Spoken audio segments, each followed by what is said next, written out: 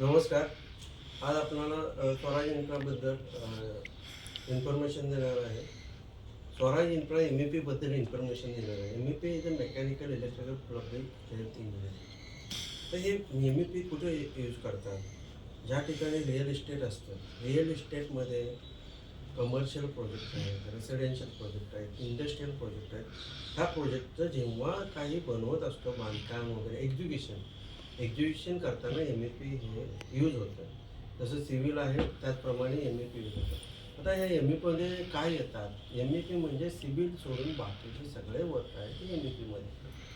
MEPमध्ये fire fighting system येते, public health engineering system येते, इलेक्ट्रिकलमध्ये electrical system येते आणि फायर फायटिंग सिस्टीम येते. सिस्टीम सर्व आपण MEPमध्ये एक्झिक्युशन करतो.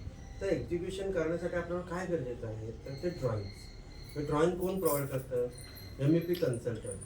MEP कन्सल्टंटला कोऑर्डिनेट करून करतात जे क्लायंट्स असतो. क्लायंटमध्ये आर्किटेक्चर, स्ट्रक्चर आणि क्लायंट टीम, डिझाईन टीम आणि एक्झिक्युशन टीम असे 4 ते 5 जण मिळून ते बनवतात. जेव्हा आर्किटेक्चर MEP वाल्यांना त्यांचे ड्रॉइंग प्रोव्हाइड करतात त्यामध्ये त्यांचे पॉईंट्स टाकून MEP वाला परत तो आर्किटेक्चरला व्हेरीफाय करण्यात येतो. आर्किटेक्चरने जर व्हेरीफाय केलं की मग ते परत MEP वाल्याकडे जातं. MEP वाले क्लायंटकडून ड्रॉइंग्स व्हेरीफाय करतात आणि मग त्याला गो हेड देतात आणि ते ड्रॉइंग्स असे साईडवरती दिलेले जातात. तर ह्या ड्रॉइंगमध्ये असे एका साईडला लिजंड दिलेले असतात. लिजंड्समध्ये गेल्यानंतर लिजंड म्हणजे इंडेक्स, एक प्रकारचा इंडेक्स असतो. जसं इलेक्ट्रिकलमध्ये फ्लोअरवरती टिपिकल फ्लोअर आहे, रिपीट फ्लोअर आहे किंवा बेसमेंट आहे, ग्राउंड फ्लोअर आहे. त्या फ्लोअरमध्ये वेगवेगळ्या प्रकारचं कंड्युटिंग केलेलं असतं. कंड्युटिंगमधून HMS, LMS आणि MMS अशा टाईपचं 25-20 mm ची साईज असते. वेगवेगळ्या कंपनी आहेत प्रिसिजन कंड्युटचा वापरतात. त्या ॲज पर ड्रॉइंगप्रमाणे आपण कंड्युटिंग वगैरे साईडवरती करून घ्यायचं असतं. ते स्लॅब व्हायच्या अगोदर हे आपल्याला कुठे भेटेल? जसं DWG ड्रॉइंगमध्ये एखादी तुम्हाला ड्रॉइंग शेअर केली तर DWGमध्ये मी आता तुम्हाला व्हिडिओ झाल्यानंतर एक टिपिकल फ्लोअरचे एक ड्रॉइंग शेअर करणार आहे. त्याच्यामध्ये एक लास्टला एक ऑप्शन आहे, त्या ऑप्शनला जाऊन क्लिक केल्यानंतर इलेक्ट्रिकल ड्रॉइंग्समध्ये वेगवेगळ्या ठिकाणी इलेक्ट्रिकल कॉम्पोनंट बसवलेले असतात. फॅन, लाईट्स, AC कॉम्पोनंट आहेत. त्या कॉम्पोनंटसाठी कंड्युटिंग यूज केलं जातं.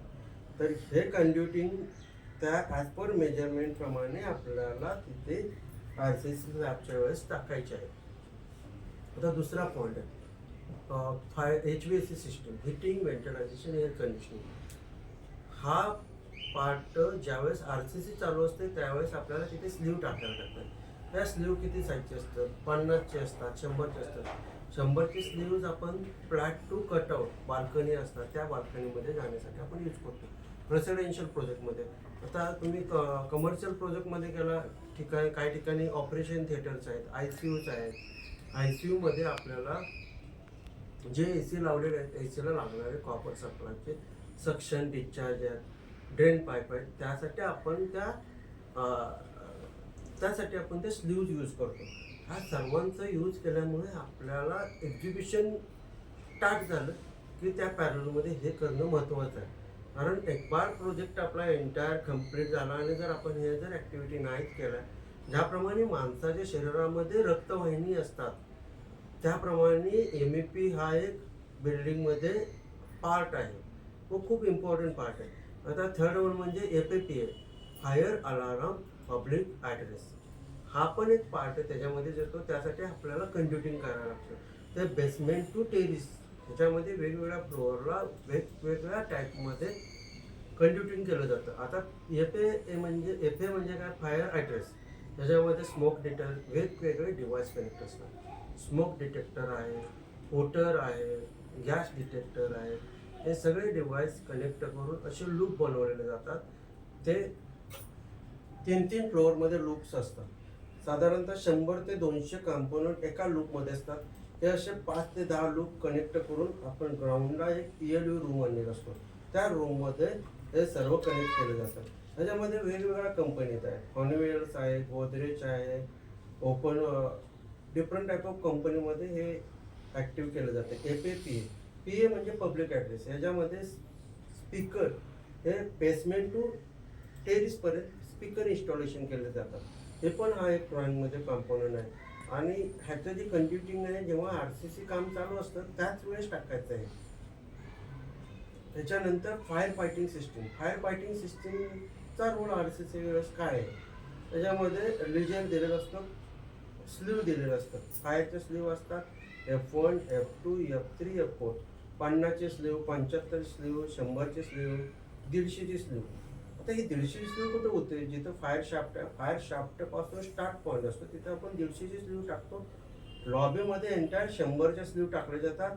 बाहेरचा जो पोर्शन आहे, लॉबीच्या बाहेरचा म्हणजे कुठे आला, जसं की फ्लॅट्स आहेत, ऑपरेशन थिएटर्स आहेत, छोटे छोटे रूम्स आहेत, डेटा सेंटरमधले रूम आहेत, त्या ठिकाणी 50चे स्लीव टाकून तिथून आपण 25चा पाईप, 40चे पाईप घेऊन जातो. आणि जशा त्या पद्धतीने स्प्रिंकलर डिझाईनमध्ये दिलेले असतात ते तिथं आपण ज्यावेळेस वर्किंग करतो त्यावेळेस ते पाईप इन्स्टॉल करून स्प्रिंकलर इन्स्टॉल करून देतो. व्हिडिओ ऐकल्याबद्दल धन्यवाद. प्लीज माझ्या चॅनलला लाईक, सबस्क्राईब करा. नमस्कार.